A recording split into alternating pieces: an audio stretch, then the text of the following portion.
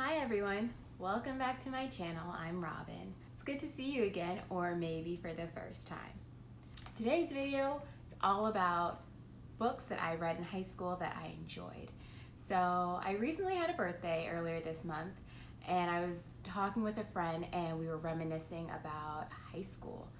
And it got me to thinking, like, I've always been a reader, but what did I like to read? And I was like, oh, okay, yeah, I would totally recommend some of the books that I read in high school. Disclaimer, these are not the best, not necessarily the best books I've ever read in my life. I don't even think any of them are like my favorite books of all time, but they were good, and if you haven't read them, I say read them. So let's just get right into it. Also, I don't quite recall the entire plot of all of these books, or the characters, doesn't matter.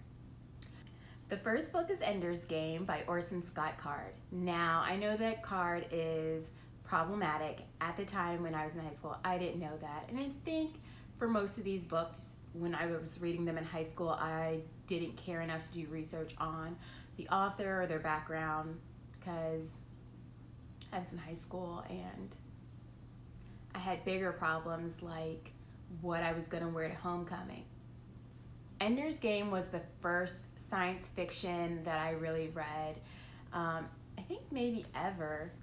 Ender's Game follows Ender Wiggins, a kid who is gifted beyond measure.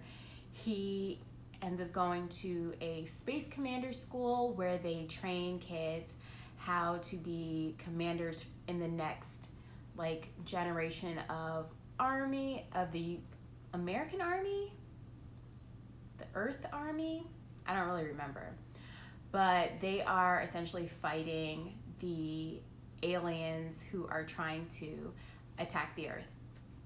And Ender happens to be one of the most gifted of these students, and it follows his journey as he's training and how he takes on the leadership role amongst his peers, even though there are times when his peers do not want him to be the leader. There is a lot of violence in this book, which I hadn't seen a lot of in school books up to this point, maybe in Lord of the Flies. But Ender's Game was intense. Just the scenes, the action scenes are intense. The scenes with him and some of his classmates are very intense. So for me, this was super exciting. It was action-packed. It was fast-paced most of the time. It also looked into the idea of what does it mean to attack others, and is it okay to do that, and for what, and at what cost? So yeah, it really took a look at the cost of war and what people were willing to sacrifice to win. It was a good ride. I would recommend it. So another book that I read in high school and really enjoyed, I would highly recommend this to anyone. Now, forever, this is definitely one of the books that has stuck with me forever. And that is Native Son by Richard Wright. It is about Bigger Thomas, who is in his 20s in the 1930s, and he is born poor, black, in an inner city, and he has to get a job to help his family make ends meet. And he ends up getting a job with the landlord of the building that he lives in as a chauffeur. Things transpire throughout the book that just are wild. So Bigger, who already is quite aware of the injustices of the world, now gets a glimpse of how the other side lives. And by the other side, I mean rich white people, because he will never be rich, he will never be white. So he's like, okay, look at all the haves while I am a have-not.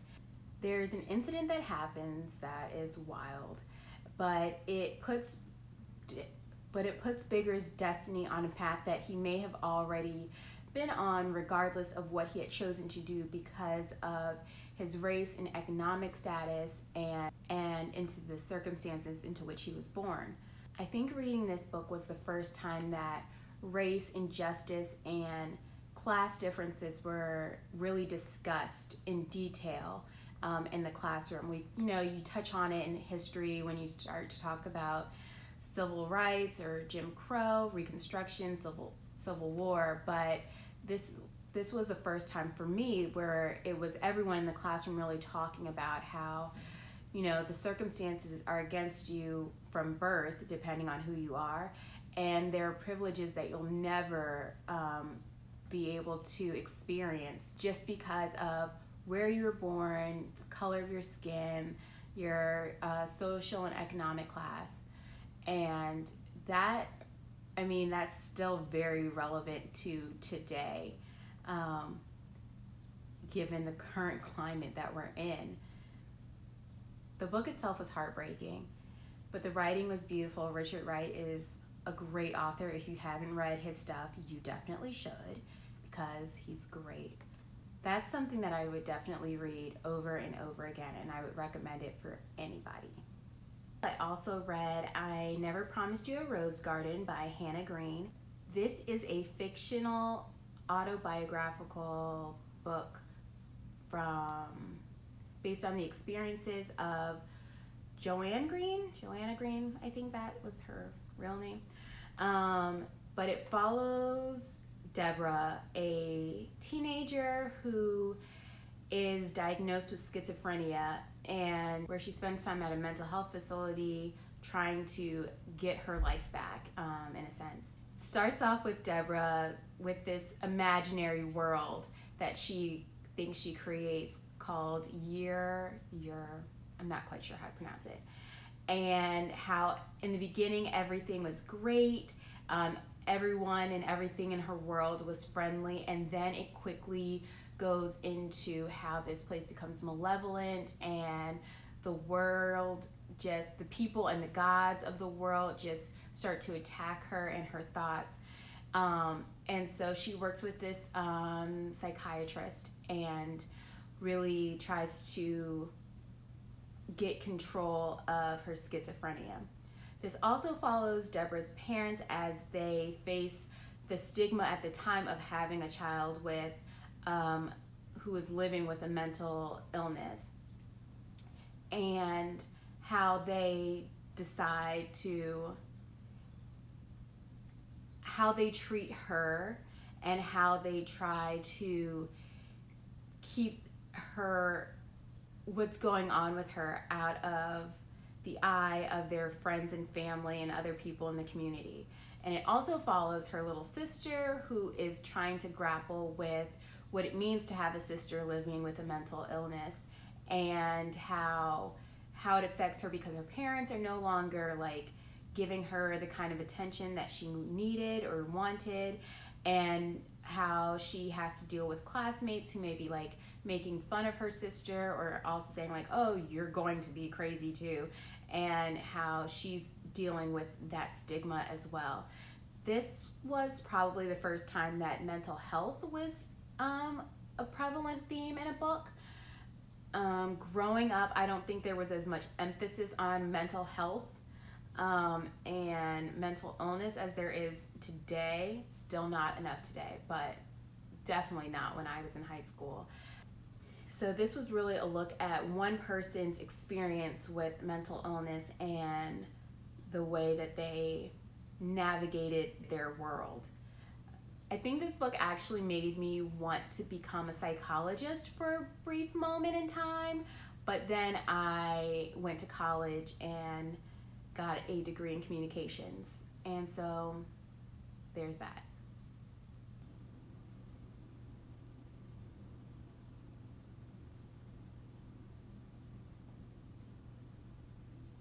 Next book is 1984 by George Orwell, and this is a dystopian science fiction that follows Winston, and he works for the Ministry of Truth, and he rewrites memories as the government tells him that they should be rewritten. And so this follows him as he kind of has a forbidden affair with a colleague of his, and how the government kind of finds out about it. And I don't really remember what else happens. I mean, a lot of stuff happened, so I kind of remember, but nothing in like a broad sense. So there was a lot of rebellion happening, people just falling in love for no reason. And at the time, this was super radical, like, oh, look at how they're rebelling against their government. But it is a good lesson that you shouldn't just blindly follow your government and whatever they say. Like, you can choose for yourself whether you think the policies are right or not, and you have the right to know why they make the decisions that they make. So, that being said, make sure you vote, and that you know who you're voting for.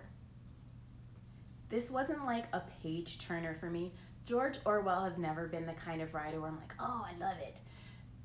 No, there were definitely some down moments and some like, okay, this seems like it's supposed to be deep. I guess it is deep. And maybe if I reread it as an adult, I would be like, oh, okay, yeah, I definitely get some of this. But as a teenager, I was just like, okay. But it was still a good book. And if you haven't given it a read, I would say give it a try. The last book I'm going to mention today is Jane Eyre by Charlotte Bronte. This is a romance, actually. This follows Jane Eyre, who becomes governess for Mr. Rochester after having a very pious Christian upbringing. And so she gets to Mr. Rochester's home and cares for a ward in his care. I don't remember if that was his child or not. But Mr. Rochester and Jane have a relationship, and it's messy. Mr. Rochester is messy, and he may be a fuckboy. You know, he definitely is. Jane and Mr. Rochester are supposed to get married, and that doesn't happen for quite a number of reasons. And Jane has to decide whether she wants to continue on with a relationship with him or hold on to her Christian morals and values that she kind of grew up with, and just not even just Christian morals and values, just knowing what's right, and whether she wants to continue this relationship with him. This is my problem with most classes, is that it takes forever to get to the point. It's like 10 pages for something that could have been written super fast, or not fast, but like in 2 pages or so. But it's a long book, but it's so good. It's written really, really nicely. I would say it's paced well for what it is. And you really get a nuance for who Jane is and why she is the way she is. It gives a good amount of her backstory so that you can understand also why she makes the decisions that she makes. And so Jane Eyre is something that I actually do reread from time to time because it's just good. It is just good. So these were just 5 books that I read in high school that kind of stuck with me throughout my life, and I really enjoyed in one way or another. So let me know if you've read these books, what you thought of them, or if you haven't read them, what did you read in high school and really enjoy? I would love to know. Maybe it's something I haven't read yet and I can get to soon. And maybe it's something that I have read and I did not enjoy. I'd love to know either way. But until next time, bye.